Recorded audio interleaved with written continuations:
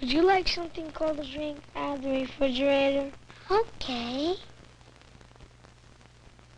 Doesn't your mommy yell at you when you take something cold out of the refrigerator? You mean, doesn't she say, Jonathan, don't spoil your appetite? No, she doesn't say that. How come she doesn't say that? She buys Veep. Make a V for Veep. The drink so light, Veep. Never spoils. Your appetite. Fresh and fizzy. Lemon light, Veep. Never spoils. Your appetite. How come Veep never spoils my appetite, Jonathan? 'Cause it's lemon light, and you know what else? No, what else? You're sure it's pure because Veep comes from the Coca-Cola Bottling Company of New York, Inc. Holy smoke.